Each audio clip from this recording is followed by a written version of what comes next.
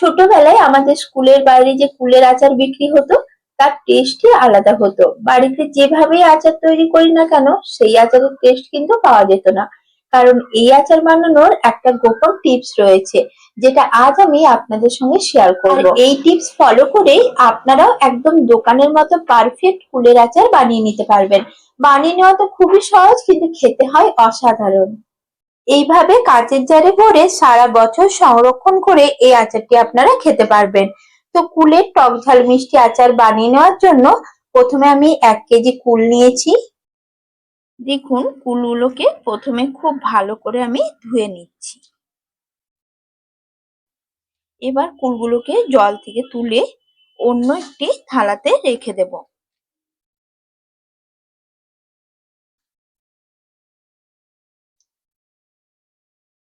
এবার কুলের এই যে বোটাগুলো, এগুলো খুব ভালো করে ছাড়িয়ে নিতে হবে। ঠিক এইভাবে প্রতিটা কুলের বোটা আমি প্রথমে ছাড়িয়ে নিচ্ছি। সবকটা কুলের বোটা ফেলে কুলটাকে আমি বেছে নিয়েছি। এবার আচারের মশলা তৈরি করার জন্য আমার এখানে যা যা লাগবে তার মধ্যে রয়েছে 1 চামচ গোটা জিরে, 1 চামচ গোটা মৌরি, 1 চামচ গোটা ধনে, 2টো তেজপাতা, 3টে এলাচ, কিছুটা শুকনো লঙ্কা আর কিছুটা গোলমরিচ। এবার আচার বানানোর জন্য কড়াইতে আমি প্রথমেই মশলাগুলো ভেজে নেব। মশলাগুলো একদম লো ফ্লেমে নাড়াচাড়া করে ভেজে নিতে হবে।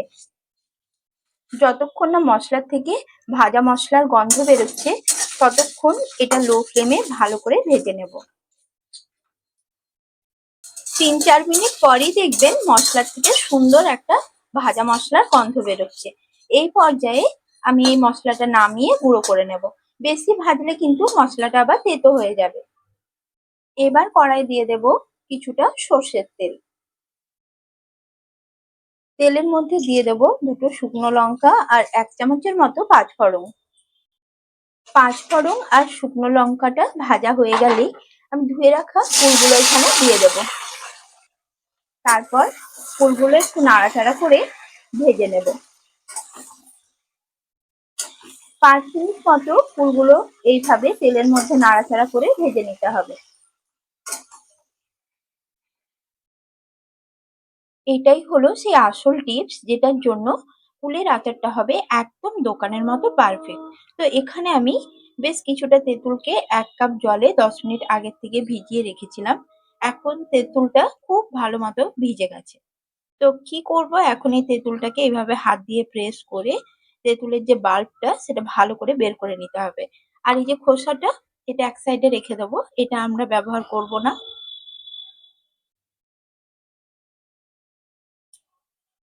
তেঁতুলের যে বাল্বটা বের হয়েছে, এটাই এখন আচারে ব্যবহার করব।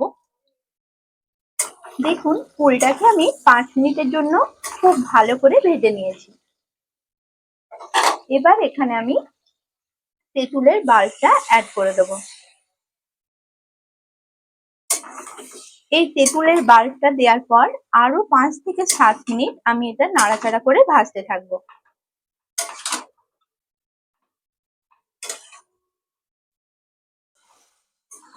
তেঁতুলের বাল্বটা দিয়ে তার সঙ্গে ফুলটাকে আমি 5 মিনিট খুব ভালো করে ভেজে নিয়েছি। দেখুন, এখন এই তেঁতুলের বাল্বের সঙ্গে ফুলটা খুব ভালোভাবে মিশে গেছে। ঠিক এই পর্যায়ে আমি এখানে দিয়ে দেব গুড়। গুড়টাকে অল্প একটু জল দিয়ে আগের থেকে আমি ফুটিয়ে রেখেছিলাম।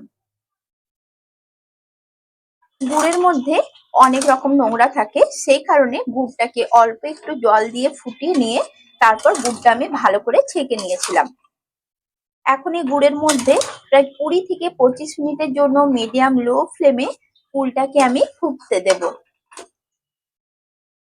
তাড়াহুড়ো করলে আচারটা ভালো তৈরি হবে না, তাই হাতে একটু সময় নিয়ে সুন্দর করে গুড়ের মধ্যে ফুলটাকে ফুটতে দিতে হবে।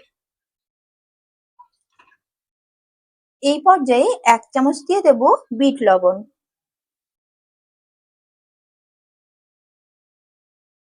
তেঁতুলের বাল্বটা দেওয়ার কারণে এই আচারের টেক্সচার এবং টেস্ট দুটোই ভীষণ ভালো হবে। আর লো ফ্লেমে একটু আচারটা সময় নিয়ে করলে দেখবেন ফুলটা যেমন সুন্দর সেদ্ধ হবে, তেমনই টেস্টটা দুর্দান্ত হবে। এখন এইভাবে একদম লো ফ্লেমে মাঝে মধ্যে নাড়াচাড়া করতে থাকবো আর 20 থেকে 25 মিনিট কুলটাকে রান্না হতে দেব। 10 মিনিট পর আপনাদের দেখাচ্ছি, দেখুন কুলের কালার অনেকটাই চেঞ্জ হয়ে গেছে। আর কন্টিনিউ যে এই আচারটা নাড়াচাড়া করতে থাকতে হবে এমনটা নয়, মাঝে মধ্যে একটু নাড়াচাড়া করে দিলেই হবে। ঠিক এইভাবে ওপর থেকে নিচের দিকে একটু নাড়াচাড়া করে দেবেন, তাহলেই হবে। টোটাল 25 মিনিটের মতো লো ফ্লেমে কুলটাকে গুড়ের মধ্যে আমি খুব ভালোভাবে রান্না করে নিয়েছি। এখন গুড়টার মধ্যেও একটা আঠালো ভাব চলে এসেছে আর কুলটাও খুব ভালো মতো সেদ্ধ হয়ে গেছে। এই পর্যায়ে যে ভাজা মশলাটা ছিল সেটা আমি গুঁড়ো করে নিয়েছিলাম, সেটা পুরোটা এখানে দিয়ে দেব। এবার সবকিছু একবার ভালোভাবে মিক্স করে নেব। আচার থেকে দুর্দান্ত একটা গন্ধ উঠছে, আশা করি দেখে আপনারাও বুঝতে পারছেন এটা কতটা টেস্টি তৈরি হয়েছে। এবার এই আচারটা গ্যাস অফ করে আমি পুরোপুরি ঠান্ডা করে নেব। আচার পুরোপুরি ঠান্ডা করে নেওয়ার পর একটি পরিষ্কার কাঁচের জারের মধ্যে আচারটা ভরে নিচ্ছি আর এইভাবেই সারা বছরের জন্য আচারটি রেখে দেব। আজকের রেসিপি আপনাদের কেমন লাগলো কমেন্টে অবশ্যই জানাবেন।